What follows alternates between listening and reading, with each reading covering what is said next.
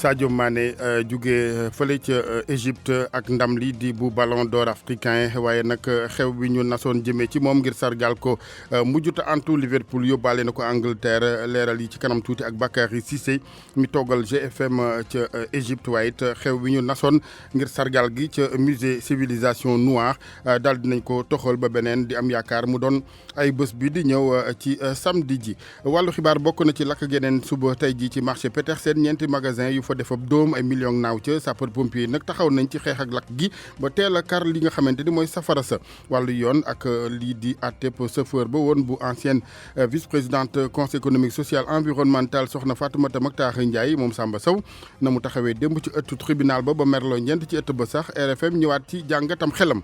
bitim réew Adja Binte Diallo maa ngi lay nuyu. di la fay bu baax Alaaji Assane Gueye fukki atu kaso ak juróom liggéey yu mu sañta bañ la ñu tëj benn soldat bu Centrafrique dafa rayoon 2016 benn soldat sénégalais ndawal MINUSCA dinañ déglu président bu tribunal bu Centrafrique benn Boeing bu réewu Ukraine moo wadd sànq ca Iran téeméeri nit ak juróom-ñaar fukk ñoo ci faatu fitna gi am ci diggante États-Unis ak Iran dina yëngal bu baax àdduna bi dinañ ci déglu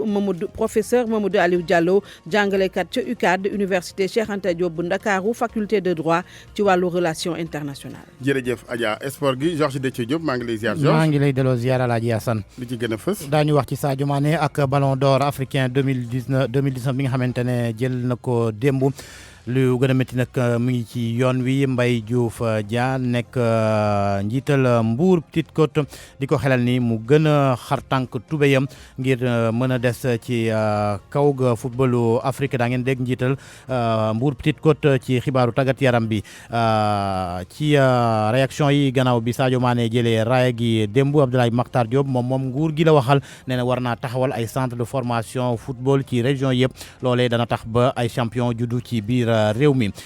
ci biir tàggat yaram ba léegi daañu dem ba ca Espagne waddu ci super coupe ba ak benn ndaje bi ñuy xaar di Valence ak Real Madrid ab demi-finale la ni ñuy xaarandi beneen ba ëllëg Barcelone ak Atlético. jërëjëf Georges yéen kaay yeeg Mamadou Mouhamed Ndiaye gis-gis ak RFM tey di waxtaanee politique ak waxtaan yi nu fi sumb ci réew mi dialogue national pàcc ga nu daal di féetale politique geek yëglu gi boobu commission def jëm ci ñu bañ a laal dara néew tëralin ak lu ñu tënkee ci seen i waxtaan ak it képp ku bokk ci ñoom loolee di dànkaafu gu ñuy laaj ndax du mën a indi cooxe ci ni dialogue national bi tëddee rawatina pàcc ba ca yittewoo wàllu politique mooy waxtaan week RFM am nañu yaakaar ànd ceeg Bakary Domingo Mané moom journaliste la professeur communication politique Assane Som naka noonu analyse politique directeur bu yéenekaay bi di réew mi ci technique bi Abdoulaye Diop. Sadio Mané mujj ñibbi ca Angleterre ak waa Liverpool ñëw gi Ndakaaru mujj nañ ko daal di fomb li ko waral bokk na ci jafe-jafe ci wàllum këyit ak jaar si gi Ndakaaru ay leeral sax dañu ci ànd ak ndawal groupe Futurs Médias ci Égypte ak xew waak na mu tëddee Bakary Cissé. Dommage pour public sénégalais bi nga xamante ni ñoo doon xaar Sadio Mané pour mu ñëw présenter leen Ballon d'Or bi mu gagné démb fi nga xamante ni mooy fii si Hurghada malheureusement jet privé bi ko waroon indi moo amul permis d'atterrissage en Tunisie parce que dafa waroon def foofu escale donc si suba la délégation Sadio Mané bi ñëw fi nga xamante ni mooy aéroport Hurghada ànd kii di maître Augustin Senghor président fédération sénégalaise de football deuxième vice-président mooy Abdoulaye Sow ak ki nga xamante ni mooy sélectionneur national Aliou Cissé ak ay mbokkam mais buñ fi egsee lañ ñu xamal ni effectivement avion bi amul permis d'atterrissage toog nañu depuis 8h ba 14h heure locale malheureusement après Liverpool woote wax ni effectivement joueur bi mënul toog fii di xaar loo xamante ni xamuñu kañ lay génn kañ lay ñëw donc du coup ils ont décidé de ramener le jet privé vers Liverpool. jërëjëf Bakary xew it jëm ci doon ko waaj a teeru fii Ndakaaru ba ci xew ak sargal gi ngoon ci musée des civilisations noires daal dinañ ko bëtal xew wi ba beneen leeral li kenn ci comité d'organisation bi professeur Massamba Gueye. avion bi mi ngi dellu Liverpool nii Sadio Mané am na match samedi li ñu jàpp mooy 20h dinañ def benn point de presse mais Sadio Mané bu joué match am ba pare moom génn ci terrain ba avion lay jël ñëwaat fii Sénégal bu teelee agsi bu dee mën nañ teel a agsi dimanche bi ñu xool dimanche bi wala altine bi bis bi nga xam ne daal ci lay gën a jekk ñu def ko ci ni mu gën a gaawee waaye fii liñ fi teg lépp dara du jóg ci soobee yàlla. ndax décision bi jëloon nañ ko ba pare mais nag lii aéroport Tunisie dogal ñun mënuñu ci dara seen responsabilité la. waaw est-ce que Liverpool joxe na accord am Liverpool mi nga xamante ne moom mooy employeur am. waaw mais xam nga ñun agent Sadio Mané mi ngi fii Sénégal yu bëri yëguñu ko woon dañ ko bàyyi mi ngi fii donc ñun ñi ngi toog ak équipe bi fii waa Liverpool ñoo joxe woon autorisation may ko bu ñëw donc moom bu joué ba pare les week-end lu muy def ci week-end am aussi li ko Liverpool moom am na cër boo xam ne Liverpool jox nañ ko te Liverpool taxaw nañ pour aussi ànd ak moom pour Sénégal sargal ko parce que ñooñu ëpp mbégte ci li mu am donc loolu moo tax ñu ne dinañ def point de presse à 20h fekk avion bi àgg ñu communiquer ak moom gën a préciser mais pour l'instant lii lañ jàpp. moom Sadio Mané nag ginnaaw ndam li àddina yëpp di ko waxtaanee Paris ba Londres jaaree Madrid ku ne ci ñoom ni ñu ko waxee Sadio Mané ak jaloore gi mu def ci wàllu football gi la ñuy waxtaanee ak wekit jëmee ci moom Anna Rocha. Sadio Mané bokk na ci kàngam ci wàllu football bu ñu sukkandikoo ci France Football moom mi nga xamante ne jox nañ ko raaya meilleur joueur africain ci atum 2019 daanaka lépp la gagné bu ñu sukkandikoo ci Timothée Crépin taskatu xibaar bi nekk ca France nee na daal. raaya bi waruloon bett kenn te nag jot nañu jox ko cër bi mu mérité ci biir football bi BBC Sport moom itam di wane performance yi nga xamante ne moom la Sadio Mané def ci saison 2018-2019 ci Premier League bi nee na moo jàppale équipe bu Liverpool bi ñu gagné Champions League bi daal di dugal lu tolloog fanweer ci ay but ci bépp compétition te nee na saison bi ñu dem itam dina neex ndax ba fu ñu toll nii moom Sadio Mané daal dina dugal fukk ak juróomi but ak Liverpool mi nga xamante ne moo jiite championnat bu Angleterre rawee Leicester ci fukk ak ñetti ponk moment bu spécial pour Mané ci gis-gisu John Bennett bokk ci BBC World Service nee na benn bis Sadio Mané daf ko dénk ne moom ñi ñu mu gën a ràññee ci wàllu football bi mooy Ronaldinho ak El Hadji Diouf li mu bëggoon itam moom mooy féexal xolu fansam yi waaye itam sénégalais yi ci gis-gisam ba tey Sadio Mané léegi Ballon d'Or FIFA bi la war a séntu doomu Sénégal bi jiitu na Salah ak Mahrez Marca moo ko wax wane nag photo wu Sadio Mané muy yëkkati trophée Ligue des Champions bi nga xamante ne daal dina ko gagné daaw ak Liverpool. rédaction yéenekaay bi nekk ca Espagne moom nag li muy gën a ñaaglu mooy ñàkk a teewlu Mohamed Salah te nag joxewul benn justification Mohamed Salah joxe na titre am waaye ba tey joueur bi gën a xarañ ci Afrique atum 2019 day wëy di nekk benn joueur wu Liverpool daanaka sax bi mooy ñaareeli saison ñetti joueur ñu jàpp ne ñoo gën a xarañ ci Afrique ñoom ñetti ñëpp ca Angleterre la ñuy football loolee nag agence de presse bi di Reuters moo ko bind waa New York Times reprendre ko. jërëjëf Anna Rocha monsieur le ministre Abdoulaye Mactar Diop nekkoon di jamono jëwriñ ji ñu dénk wàllu sport ci Sénégal moom rafetlu bu baax ndam li Sadio Mané am démb ci Égypte du chance mérite la lu jëm ci ñàkk teewu kii di Mahrez wala Salah te joxu ko solo genn gi xelam nangul na leen sax lu ni mel monsieur le ministre Abdoulaye Mactar Diop ak Hadj Ndiogou Diène. ànd ci mbir moom ak sénégalais yëpp sportif sénégalais ak sénégalais yi parce que li nga xam ne am na ko wax dëgg yàlla dafay yokk turu Sénégal ci biir àddina bi gërëm tamit waa génération foot parce que ñoom ñoo ko formé te loolu yëpp boo ko boolee day wane ne am na yoon woo xam ne bu fekkee ne sénégalais yi jaar nañ ci affaire football dañu gën a mën a dem kanam daal te Sadio Mané ni ngeen ko gisee xale bu baax la bu yaru la. li ñuul ci soow mi mooy li Salah ak Mahrez teewul ci xew wi di cérémonie remise Ballon d'Or africain ban jàngat nga def ci seen ñàkk teew. confédération africaine de football def ci am loo xam ne moom lañ ko war a toppee ndax ñoo ko def lu mel nii soo koy def da ngay seet calendrier compétition yi parce que ñu ngay football Europe Mahrez bi ngay wax démb ci bi ñuy def CAF bi ci Égypte équipe ba Manchester City mu ngi football quart demi-finale coupe FA League contre Manchester United ba gagné ko 3-1 te Mahrez bi yow moo dugal deuxième bi kooku mën loon ñëw Salah moom ci boppam dafa am problème ak fédération dafa am ay lëj-lëj moom waa dëkkam ndax bi ñu leen gagné ba léegi dañ koy tëkku foofu bi ñu leen gagné ci coupe d'Afrique bi ñu leen barka Dembo Ndiaye bi ñuy defar Noël bi nga xam ne moom ci Angleterre dafa dem taxaw ak xale yi ci seen sapin de Noël yooyu islamiste yi extrémistes yi nekk foofu ak xam nga sa ay salafis dañ ko ne kii dootul jullit parce que li mu def jullit du ko def bu ñëwee fi dina xam parce que jullit du feete Noël. Salah ak Sadio ay joueurs complémentaires lañu ñooñu ñaar bu fu Liverpool egg ñoo fa yegg. monsieur le ministre Abdoulaye Mactar Diop ñu fàttali mbokk yi xibaar bi kii di Sadio Mané dootul ñëw Sénégal tey jii ni ñu ko fi doon xaaree ci sargal ginnaaw ndam la woon démb ci Égypte li ko waral rek di wàllug jafe-jafe ci tukki bi dalee ko aéroport bu Tunisie waaye it bu Tunis waaye it équipe am buy football kon du ñàkk ci xibaaru comité d'organisation bi jëm ci xew wi ngir sargal gi ñeel Sadio Mané su footballee ak équipe am Liverpool ba noppi ayu bés bi nu jëm ci njeexte li samedi ak dimanche dinañu mën a xam ban bis beneen lay teew Sénégal ñu defal ko googeeg sargal ñu yéene jëmee ci moom doomu Bambali gi RFM benn waxtu tegal fukki minutes ak benn.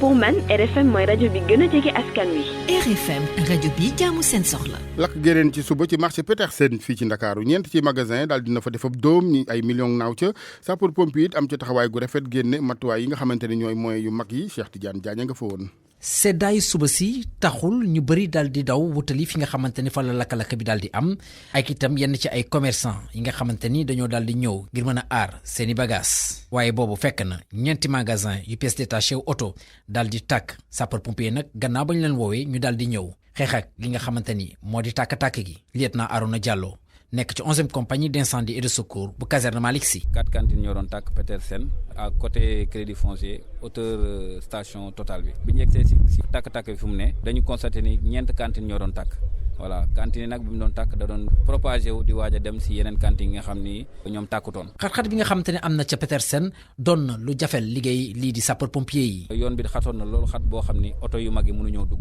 donc oto yi fi ñu leen gaaree dafa sori lool fi doon tàkk.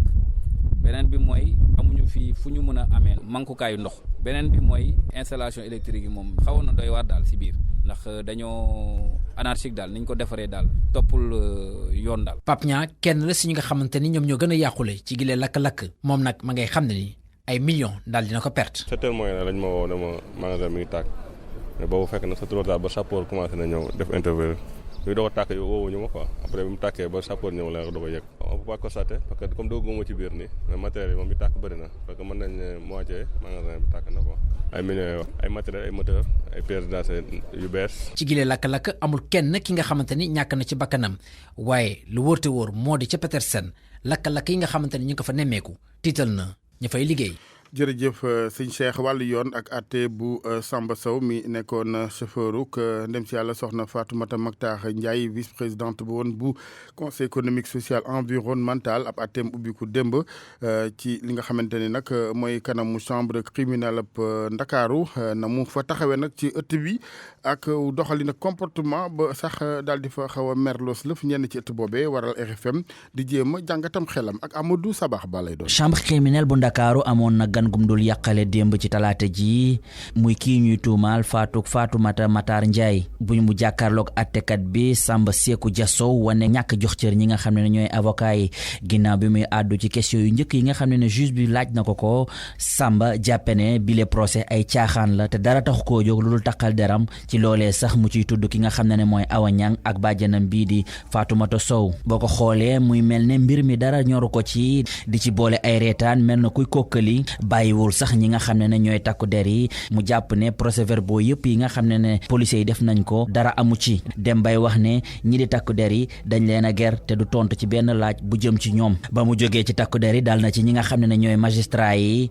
ki nga xam ne moom la ñuy tuumaal ne moo faat Fatoumata Matar Ndiaye xam le ne du tontu ñi nga xam ne ñooy avocat partie civile bi ndax jàpp ne ñoom ñëpp li leen tax a jóg mooy taqal ko ci ay yoon juge bi menacé na ki nga xam ne mooy Samba Sow di ko xamal ne lii muy def outrage à magistrat la waaye taxul rek mu bàyyi li muy def teg ci di wéy di joxe ay version ci ni mbir mi demee daanaka sax compté nañ lu tolloog juróom benn version yoo xam ne benn bokk ceeg ci morom loolee tax tamit ki nga xam ne mooy procureur bi meroon loolu bay jóg tamit wax ak moom ci kàddu yu ñagas. Amadou Sabax ni mu fa waxee démb nag moom Samba Sow ak li nga xamante ni mooy lam fa def ne ay xibaar ñeel yenn ci responsable yi APR njaboot gi bu soxna Fatoumata Mactar Ndiaye ñoom du lu gëm jox ko solo genn gi di gisuñu lu may pexe yi jaxase responsable yenn ci wàllu politique ak ñii di njaboot gi ndongo ka Pape Ndiaye rakk la ci Fatoumata Matar Ndiaye teg ci tamit di porte-parole njaboot gi. Samba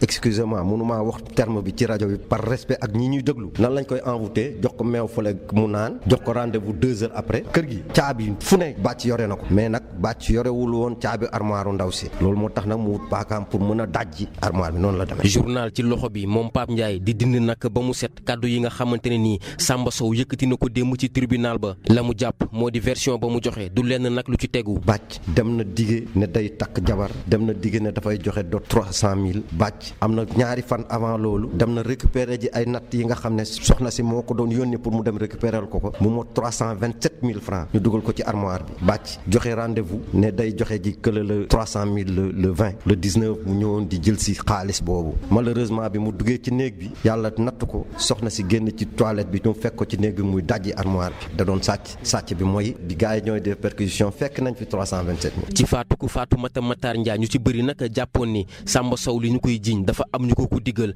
démb nag ci kanamu àttekat bi moom Samba Sow daal di tudd nag ay turu responsable politique yu APR yu nekkee ci Pikine moom Pape Ndiaye jàpp ni nag waa ji li mu def jublu ci lu dul jaxase ay nit. ñi muy tudd ñooñu ñun xam nañ seeni relation ak ndaw si ñu xam nañu relation yu baax yi nekk ci diggante Awa Niang ak ndaw si ci diggante Ablaye Cimbo ak ndaw si ci diggante Fatou Sow ak soxna si ñi ñëw tribunal démb xam nañ ne Sow la doon def bàcc bett na ñun daf ñoo nax. gannaaw àtte bi procureur daal dee sàkku nag ngir ñu daal di tëj Samba Sow ngiruk dundam ak liggéey bu mu sañ ta bañ verdict bi nag ñu koy xaarandi 20 fan ak benn ci weeru janvier gi nu ne Ndongo Ka Pikine rajo Futur Média. jërëjëf Ndongo député soxna Awa Niang mi mu tudd moom Samba Sow RFM fexe daal di taataani leeral ci moom ci boppam nag àdduwu ca yooyu yàbbi lu may xamle rek ne biir na ko ni lii di dëgg ci lu yàggatul dina daal di ne fàng. ci suba doon nañ leen xamal mbokk yi xibaar jëm ci ministre bi ñu dénk jënd ak njaay waroon dem fële ci Sàngil ngir seeti mbokki baykat yi yëngu foofu ci wàllu point de collecte ba fa ay cong amoon jëmee ci ñoom ci mujjantal secrétaire général du ministère am ci boppam yore wàllu kon mbay mi ngeen baal ma moo fa mujj dem ci Sàngil àndoon ci ak commandant gendarmerie bu diwaanu Kaolack gouverneur diwaan gën a ko noonu ak maire bu Lat Mbengue RFM benn waxtu tegal fukki minute ak juróom-ñaar. RFM rajo askan wi. Sénégal dëgmali xéewal macha allah gaz di pétrole dafa am nag lu mu daal di làmboo loole nekk wàllu fàggandiku ci kaaraange rawatina kilifay l'armée gi ministre bi ñu dénk fànn woowe xamee ko ni waxtaane nanu ko démb sax ci bi ñuy teg ci tooge bi njiit lu bees bu armée bu Sénégal général Birame Diop moom kilifa gi ne jël nañ matuwaay yëpp ngir kon lu jëm ci wàllu fàggandiku gi ci Sénégal ci boppam Mauritanie mi nu seqal gaz bi pétrole boobee naka noonu. leeral li Mouhamed Ali Mouba. Sénégal ñetti patrouilleur océanique la commandé pour jox ko marine nationale contrat bi nag passé na ko bi premier ministre français ñëwee ci suñu réew novembre 2019 ñetti patrouilleur yooyu nag ñu ngi koy xaarandi ci ñetti at ñu def ci 130 milliards de francs CFA liggéeyam mooy surveiller identifier ak def intervention ci géej gi ci spécification patrouilleur yooyu. mooy day tax bandi yi du ñeme benn yoon attaqué plateforme pétrolière yi loolu nag lu moderne la ci wàllu matériel bi tax Sénégal kon aar installation pétrolière yi Mauritanie moom itam def na li nu mel waaye nag moom navire de guerre la commandé du ci France la ko commandé waaye ci Chine navire boobu jot nañ ko réceptionné juillet 2019 42 milliards de francs CFA lañ ci dugal navire boobu dina tax ñu mën a surveiller seen plateforme yi waaye nag dina tax ñu surveiller plateforme yi waaye dina tax itam ñu mën a yóbbaale ay troupes lu bon 150 soldats yoo xamante ni yor nañ seen équipement mun nañ leen dugal foofule ak juróom-ñetti blindé naka noonu itam ñaari vedette yoo xamante ni benn bi mën na yor 4x4 ngir ñu mën a def mission de reconnaissance bâtiment boobu kon mën na surveiller plateforme mën na may itam benn hélicoptère mu mën a atterrir foofule ñu def reconnaissance assaut ak évacuation ci lu leer navire boobu mën na tax Mauritanie utiliser ko ngir def surveillance waaye mën na ko utiliser itam ci wàllu guerre. jërëjëf Mohamed ñu waxtaanee politique ak commission bi yore waxtaan wi ci dialogue politique ci biir dialogue national bi ñoom commission boobu yëglu la ñu bëggul rek mooy ku laal lëf la ñu fa tëral yëpp tënk ko ci seen ab liggéey wala ak coppar ñi ñeel ñi seq googeek mbootaay yëglu gi ak kenn ci ñoom teewal fa société civile bu Sénégal Valdiodio Ndiaye ak Hadj Ndiogou Diène. liggéeyu commission politique bi dafa am histoire te niñ ko taxawalee ak jéego yi ñu ci jot a am dafa yàgg yàgg te dafa nécessité woon un travail de négociation bu 10 boo xam ne travaillé nañ ci depuis 5 mois. ba pare teg ci aussi faut pas oublier que bi ñu créé commission politique bi dañu mettre en place aussi benn commission cellulaire boo xam ne benn arrêté ministériel moo ko taxawal te commission cellulaire boobu fruit wu benn consensus su acteurs politiques yëpp la mooy maanaam commission cellulaire bi général Mamadou Niang jiite te mu am dedans doyen Mazid Ndiaye am aussi nu mu tuddati professeur Babacar Kanté ak professeur Aliou Sall. Donc liggéey boobu jot nañ ci def ay jéego ba nga xam ne am nañu ay accords yoo xam ne tey dinañu permettre ñu am ñu mun a xayma processus électoral bi xayma également audit fichier bi jot nañ ci am ay accords aussi mooy mode d'élection maire bi. Communiqué bi pourquoi ñu génnee ko c'est pour leeral askan bi ak leeral suñu relation ak comité de pilotage dialogue politique bi pour nit yi xam ne commission politique bi ñu koy taxawal dafa nécessité woon liggéey bu am solo en amont du tey lañ ko mën a remettre en question donc pour que nit yi xamee ko noonu et que à l'avenir décision yi ñuy jël ñu mun ko appliquer parce que fruit wu consensus la et que consensus doo jëxee benn suba tey rek parce que mettre nga en place benn dispositif bu bees remettre ko en question. RFM bitim réew. ñu tàmbalee ko Adja Binta ak Centrafrique benn waay ju nu fa teg fukk ak juróomi ati kaso yi daan yu ñuy toftal ak liggéey bu mu sañu ta bañ ginnaaw paatuk ab soldat doomu Sénégal. waa jooju Aladji Assane soldat la mi ngi bokk ci forces armées bu Centrafrique kon dafa tiré woon bal doomu Sénégal boobu itam di soldat ndax nag ma nga woon foofu casque bleu bu MINUSCA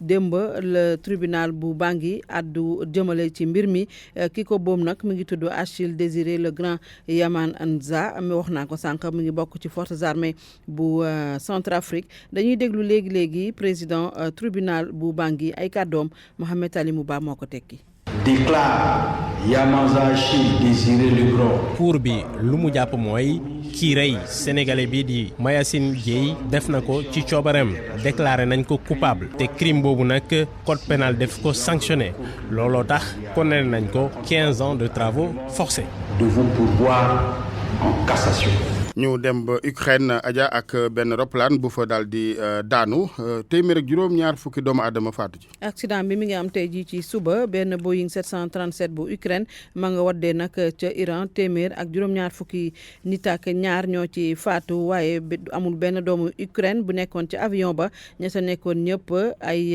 iranien lañu ak ay canadien ñi doon dawal avion ba ak ñëpp kon kenn daal di ci génnu ci daal ñoom ñëpp ñoo ca faatu. réeroog tension bi ci Iran ak États-Unis mun na am njeexite yu bon ci daluk àddina bi. waaw loolu lañ laaj professeur Mamadou Aliou Diallo di jàngalekat université Cheikh Anta Diop bu Ndakaaru faculté de droit nee na tension bi am nag fan yi ci diggante États-Unis ak Iran bu nu moywul wala sax dina yëngal bu baax àdduna bi spécialiste la ci wàllu relation internationale mi ngi wax ne gis nañu sax ne ak ñi occidentaux yi taxawee ñoom ñëpp dem jàppale Amérique waaye nag Iran ñoom itam ñi ngi seen pôle ñi ngi organisé wu dañuy déglu professeur Mamadou Aliou Diallo. fan yii passé Amérique dafa ñëwoon boom koo xam ne kii moo nekkoon njiitu armée iranienne bu loolu bu amee ba pare njiitu Iran dafa waxoon ne moom il faut mu fayu bi nag xaw na métti tuuti fu mu nekk nii loolu lu muy jur fitna lay indi ci biir réew mi ndax dana indi fitnaam déet waaye dana indi fitna pourquoi parce que naam koo xam ne ki nga xam ne kii moom moo nekk njiitu réewu Amérique moom dafa def politique boo xam ne bi pour ñu baal ko li nga xam ne moom lañ koy tuumal dafa woon wax ne moom mu ngi défendre intérêt américain maanaam ci biir adduna bi moo taxoon mu def li mu def xam nga région boobu ñu kii région boo xam ne dafa am importance Amérique daf ci am ay intérêt yoo xam ne yu bëri la muy Irak muy Arabie Saoudite képp koo xam ne kii fu mu nekk ni laal nga loolu rek laal nga seen i intérêt moo tax seen xel ñaaw ci présence su maanaam Souleymane en Irak loolu moo tax ñu boom ko fu mu nekk ni àddina yi bëri boo xoolee réew tubaab bi amu ci kenn koo xam ne kii ñaawlu na li nga xam ne li américain defoon na ko moo tax ñu ngi naan donc dañoo bootu ci gannaaw Amérique Iran également am na ñoo xam ne ñu ngi bootu ci gannaawam ñoo xam ne ñi vraiment moom la ñu faral su ko defee mën nañu wax ne fu mu nekk ni àddina bi daal ñu ngi dem ci tension boo xam ne bi tension bu rëy rëy la Nations Unies moo waroon a joxe loo xam ne lii mooy waru garam maanaam ñëw ne par exemple bu fekkee am na benn problème boo xam ne bi am na ci région monde moom waroon nañu conseil de sécurité moo waroon a réunir pour maanaam indi ci saafara mais fu mu nekk nii kenn déggu leen ñu ngi xam ne sax organisation des Nations Unies ci gannaaw Amérique la bokk. Alaaji Assane ñu jeexalee Togo ndax tey nag mooy bés bu mujj bi nga xamante ne si ñu war a déposer candidature yi élection présidentielle bi war a am ñaar fukki fan ak ñaar ci weeru février bi ñu dëgmal candidat yi kon tey ci guddi ba minuit mun na ñëw déposer seen dossier ca commission électorale nationale indépendante ba tey jii nag ñaar fukk ak ñeenti formulaire candidature rek la ñu retiré gum ca CENI ba ci candidature yi ñu wax ne ñi ngi koy lam-laamee bokk na ca ka fa nekkoon chef de l'opposition bu Togo ñu koy wax Jean-Pierre Fabre. jërëjëf Adja Binta Diallo. Georges maa ngi lay nuyu. maa ngi lay fay Alaaji Assane. Sadio Mané gannaaw ndam li am na li nga xamante ne mooy dénkaane bu tukkee ci benn kuy yëngu ci wàllu football la mu bëgg daal ci moom mooy mu bañ a naagu voilà. dénkaane bi mu ngi tukkee ci Mbaye Diouf Dia yoroon fi ay jamono petite catégorie ci fédération sénégalaise bu football mu ne Sadio Mané gannaaw bi mu jëlee ballon d'or Afrique atum 2019 li mu war a def moo di def lépp nag ba nekk ca sommet ba toog fa bu ni demee dana dem sax ba mën a wuutu ñoom Samuel Eto'o ak ñeneen ñi Mbaye Diouf Dia moo nekkoon ganu RFM matin. lañ naan li metti mooy yoonam li metti donc boo demee ba nekk premier Afrique leneen loo defate rek dañ naan def ko foon donc li ay moromam def muy Eto'o muy Drogba muy Yaya Touré nga xam ne dañ koy gagné benn yoon ñaari yoon ñetti yoon muy El Hadj Diouf bi nga xam ne war na ko ni ñaari ballon d'or la su ma koy digal di ko wax mooy dina fexeel ba nga raw El Hadj te El Hadj ñaanal na ko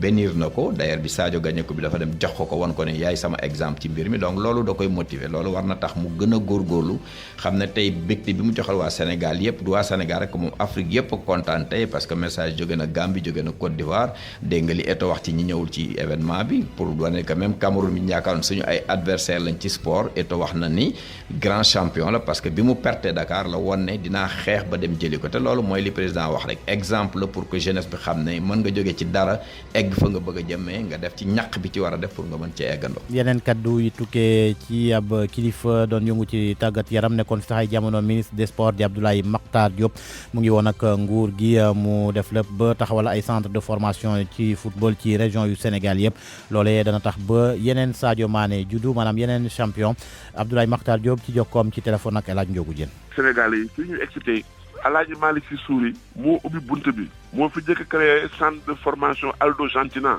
ñoom Tony Silva ci la ñuy génne ñuy formé xale yi parce que xamoon na ne club yi muy Jaraaf muy Sia muy Linguère muy RS Rail wala Njàmbur amatuñu kantan pour former ay footballeur moo fi andi Aldo Gentina ñu jóge fi nag mu am Jàmbaar am Génération Foot bi ci des mooy état du Sénégal moo war a dimbali xale yi ak famille yi sos ay centre de formation ci région bu nekk parce que tey jii xale boo xam ne sa papa amul xaalis sa yaay amul xaalis mënuloo dem ñu former la kon état du Sénégal moo war a def ay entraîneur premier degré ay initiateur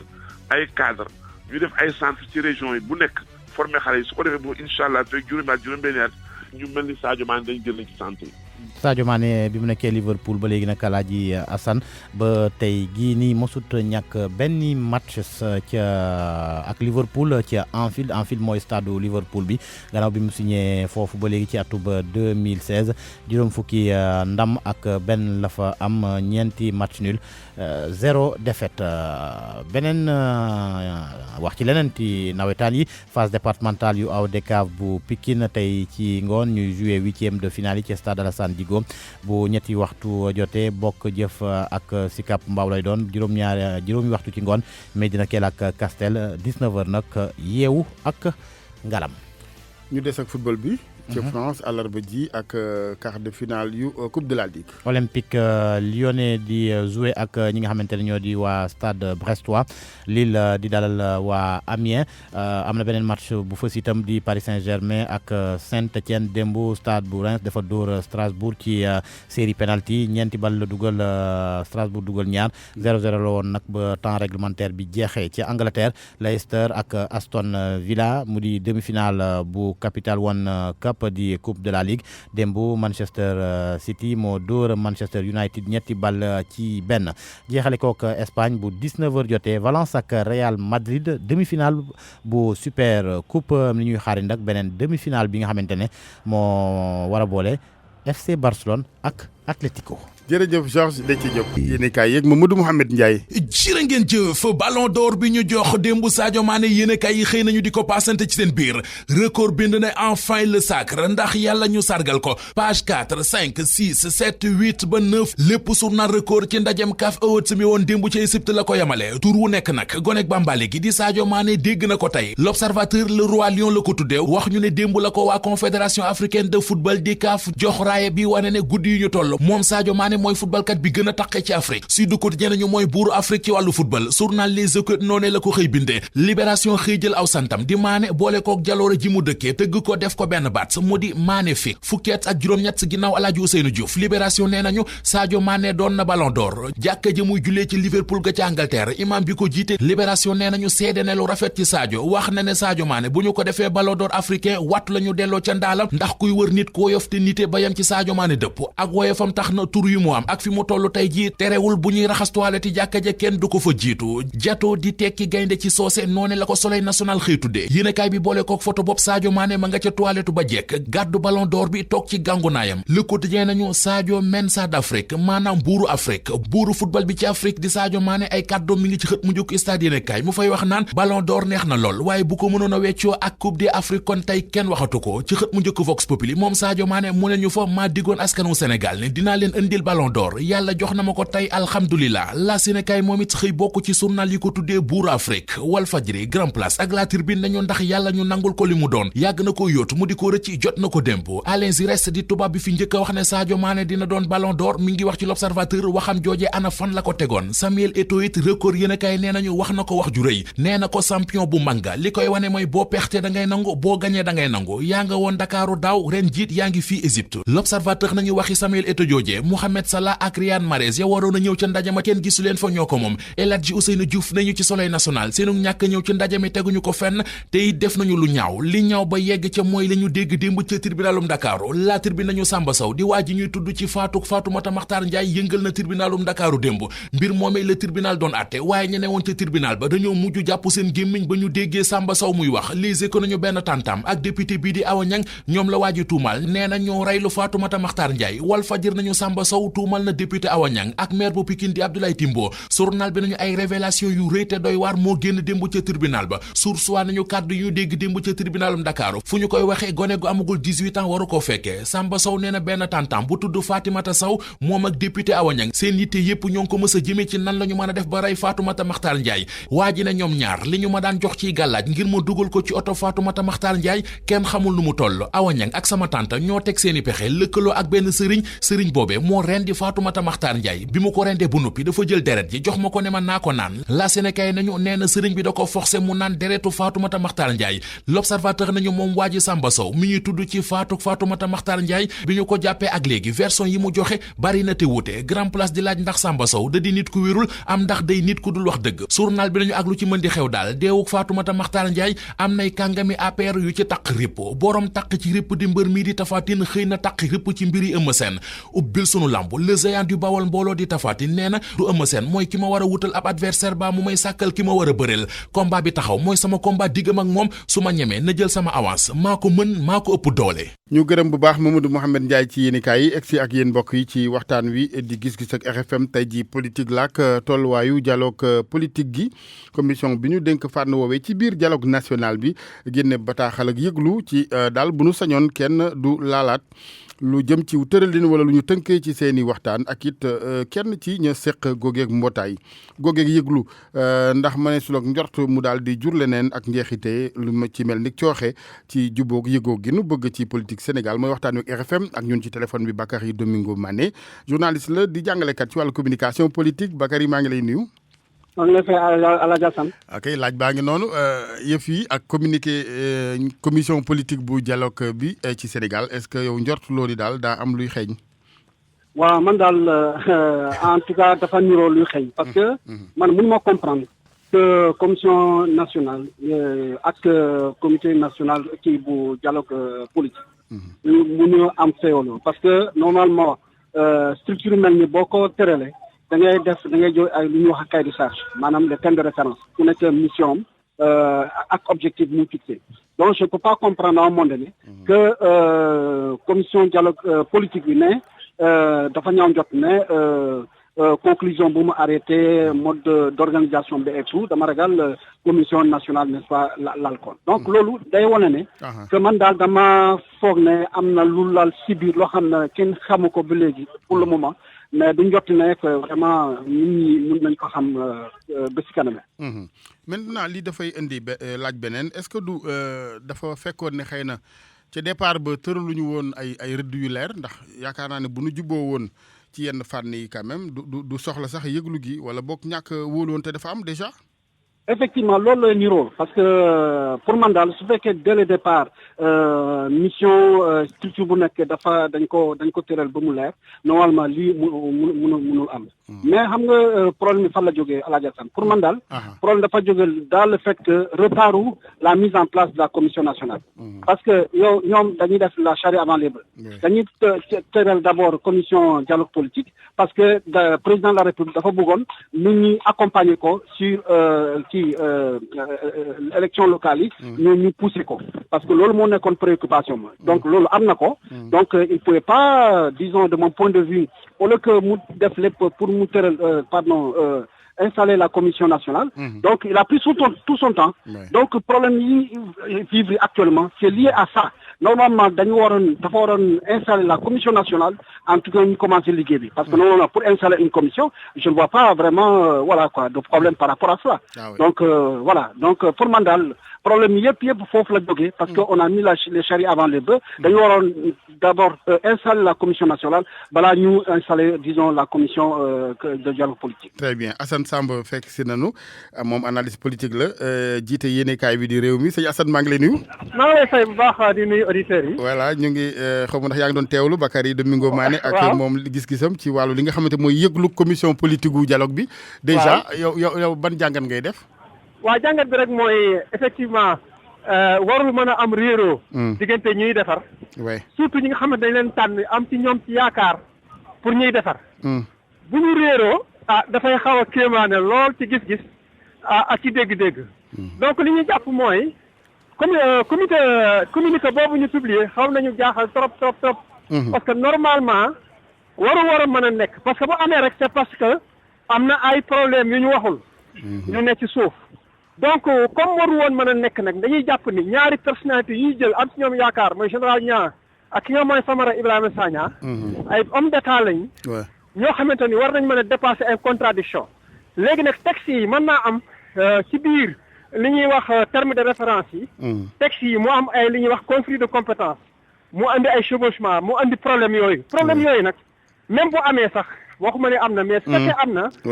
waxtaan mën na ko dindi bu waxtaan mënul dindi nag ci diggante ñaari personnalité yi parce que président de la République bi nga xamante ne mooy maître d'œuvre mu woo leen teg leen ci table mag régler problème je pense que daal ñu mën ko dépasser rapidement pour mën a régler les problèmes des Sénégalais. mais justement li jaaxal nit ñi nag mooy lu ñu waroon mën a waxtaanee en interne mu siiw déjà ci kaw te ñu ne ñoom la ñu yaakaar ne xëy na bu ñu fa laalaat pàcc bu ca ne xëy na ñoom ñu gindi Sénégal ci yoon wi ñu war a jaar ba dem ci consensus du ñàkk quelque part c'est un peu décevant. waaw non seulement c'est décevant mais xaw nañu jaaxal parce que day wane ni réeróo bi xëy na dafa tar. parce que bu ñu fàtte ni Famara Ibrahima Sagna teg nañ ko installé nañ ko temps yële ci comité de pilotage du dialogue national. mais xëy na kon commencé na aussi liggéey te ci biir liggéey bi ñi muy jëkk a waxal mooy la commission politique. te commission politique boobu xëy na réeróo yi dafa tar moo tax communiqué bi génn. bien sûr. waaw mais day jàpp ni tëbul rek wadd moom. waaw tëbul rek wadd ay difficulté la. mais difficulté yooyu mënul mën a téye liggéey bi comme ni ma ko waxee rek. c'est vrai que militaire moom li ñu koy xamee mooy discipline. mais aussi day am fermeté sur les principes te erreur bi ñu def mooy dañoo jël commission bu ndaw bi installé ko doole installé commission bu mag bi ko war a yiir or avant ñuy teg ay sous commission dañu waroon teg le comité national ba pare bi ëmb lépp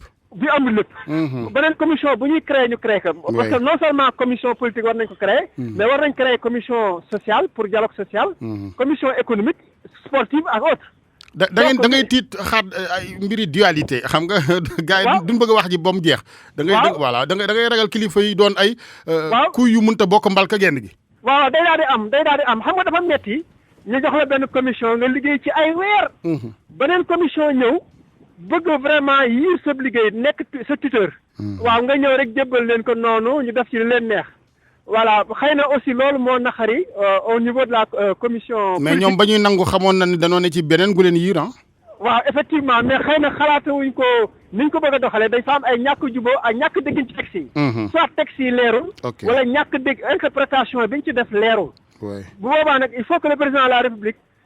def la médiation. très bien oo leen ñoom ñaar. moom mi nga xam ne mooy maître d'œuvre. mu xool teg leen principe yi gars yi mën a continuer liggéey parce que li am solo. mooy Sénégalais yi mën a dépasser certains problèmes. régler ko mën ko poser régler ko. mais nag ñoom bu ñu nekkee en contradiction dafay wane ni effectivement ñoom seen bopp du ñu mën a régler problème yi Sénégalais yi. et puis donc loolu waaw xam naa damay mooy laaj bu mujj bi ak yow ma dem jeexaleeg Bakary. mooy que ni léeg-léeg li ñuy perte ci temps tam bari na de Sénégal donte nag loo gis dañ koy waxtaanee waaye waxtaan daam fu mu yem nag. waaw xam nga ñaare dafa am ku ni woon la mauvaise foi est l'âme de la discussion. ñaare bu werante amee. am na ku ci koo xam ni moom dafa taxaw foo xam ne wóor na ko ni amul dëgg. wala ki am ki nekkul ci dëgg ñemewuñ ko kaa wax. loolu mooy andi werante bu yàgg. te loolu dafa bari Sénégal ndax boo fareeg nit rek wala mu xaw laa neex xaw laa bëgg ngeen yàgg doo ko bëgg ñaare di wax dëgg. te loolu moo ñuy sonal ci lépp lu ñuy def. maslaa bi dafa bëri. principe bi duñ koy teg correctement. dëgg la dañ koy bëgg di maslaa toujours di ko raayal alors loolu moo ñuy andil souvent ay impasse yoo xam ne duñ ci mën di faral di génn noonu. léegi mu mujj doon saafara bu jur jàngoro ci réew mu soxla liggéey réew mu soxla vraiment jëm ca kanam. voilà tout à fait donc dañu am si ñoom yaakaar. samp leen. pour loo xamante ne dafa jëm ci réew mi. ñoom war nañ mën a jubóo rapidement bu amee contradiction ñu am benn comité ad hoc. boo xamante ni mooy régler ces questions là maanaam régler problème interprétation ak problème articulation diggante comité de pilotage bi ak les commissions ak commission politique très bien je pense que bu ñu créé benn commission ad hoc rapidement ces questions là mën nañ ko évacuer ces questions d'interprétation des textes ak ces problèmes du tutelle ñu mën ko dépasser rapidement pour mën a song l'essentiel te ci gàttal ku ne wóolu sa bopp fii Sénégal waaw ku nekk wóolu réew mi ku ne da ngaa foog ni yaa gën a jub sa morom wala yaa ko am xel wala yaa ko dàq jàng wala doom moroomam parce que dañuy waxante yooyu sax naan bon kii du moom moroomam yooyu yëpp ay affaire la yoo xam ne je pense que c'est culturel très bien dañoo bëgg lamb loolu ak bëre jërëjëf sëñ Assane waaw kay Bakary jërëjëf ci avenir bi ci concernant le dialogue lan mooy ëllëg gi lan lañ ci mën a tiit ci fii nu toll nii man daal je pense que le président de la République dafa war a def lépp pour yëpp réglé parce que bu bàyyee nii yëf yi di law nii ay conflit si biir commission dialogue national bi ak commission dialogue politique bi bu amee conflit rek arrangé wu ko xam nga lu tax parce que ba léegi par rapport à l'opposition ba léegi mun naa ne président de la République fu mu nekk de la vraiment kenn inquiété ko parce que simplement dafa am acteur politique yi ñu si dialogue bi donc talul ñeneen talul ñu dem si dans la rue di manifester wala yooyu mais bu fexee ba affaire bi échoué dama ragal vraiment du baax si réew mi parce que bu boobaa vraiment ay fitna lay andi alors que moom am na possibilité woo ñaar ñoom yëpp waxtaan ak ñoom pour jubanti vraiment affaire bi maanaam da ngay wax ni bu fekkoon ni concession day am maanaam fu ñu yàbbee si lëf moo ca war a jiitu waaw moo si war a jiitu moo si war a jiitu quoi je pense que aujourd'hui acteur bu nekk dafa war a jiital Sénégal voilà c'est Sénégal moo ñu suut yëpp donc su fekkee ñoom que ça soit Famara Ibrahima Sagna ak général ñoom ñëpp c'est de grandes personnalités wóor na ma ni ñoom dañuy jiital Sénégal maintenant recruter nekk si biir waxtaan mun na ko saafar et man si loolu laa vraiment invité classe politique ak président de la République ñu yaakaar lu di mel kon gindi ko am ñu rapidement ndax yëf yaa ngi bëgg a yàgg nag waaw yëpp am nga yàgg parce que pour moi xam nga déjà conflit bi à l'interne xam nga déjà dañoo joxoon échéance dañu ne normalement dans 6 mois affaire bi dafa war a arrêté mais su fekkee déjà dafa am déjà féewala si biir donc loolu dama ragal ñu encore pour repousser échéance te loolu baaxul si réew il faut que ñu liggéey dëgg la jërëjëf Bakary Domingo Mané journaliste professeur communication politique jërëjëf Assane Samb analyste politique directeur publication bu yéenekaay bi di réew mi ak yéen ñu doon teewlu gis-gis ak RFM ñu ngi leen di gërëm mbokk yi gërëm Aliou Ba mi nekkoon ci technique